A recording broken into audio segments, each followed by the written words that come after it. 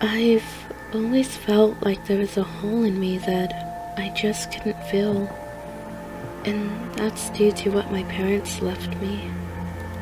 As a kid, I didn't know what addiction was.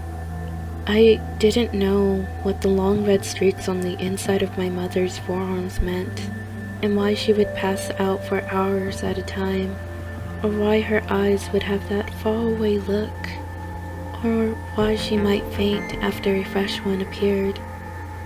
I didn't know what the syringes were for that I occasionally found around the house, sometimes drops of blood still at their tips.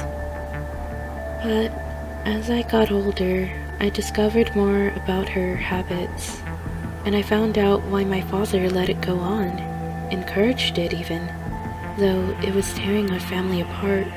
Sometimes it happened multiple times a day, trying to feed the addiction, the craving, and I guess I can't blame them.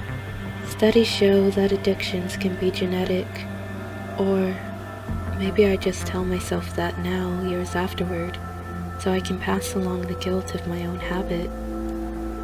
When I went to high school, I remember seeing some kids doing it in the dark back corner of a seedy party, and I remember being confused because they were doing it all wrong. It's backwards, I said, frowning, watching as they injected themselves after they tied the rubber cord around their arm so that the veins would swell. You're supposed to pull it out, not push it in. They'd laugh at me then, and I'd shaken my head at their stupidity, but I'd started using that year, just like I learned from my parents when they weren't looking. I'd had a few close calls, and a friend of mine had almost died, but in the end, nothing too bad happened, except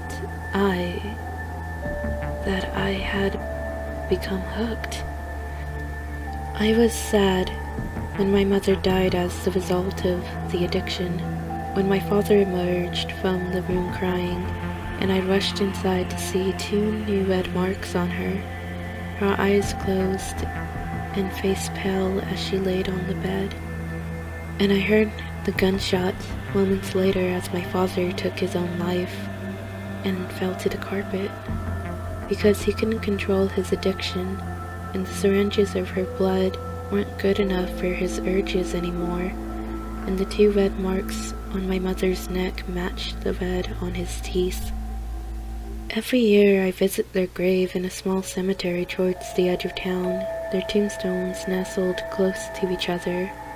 For my mother, I pour out a glass full of whiskey, her favorite drink, and for my father, I pour a vial of fresh blood and watch as it seeps into the dirt, wondering if he still craves it. I've always felt like there was a hole in me that I just couldn't fill, and that's due to what my parents left me. A thirst.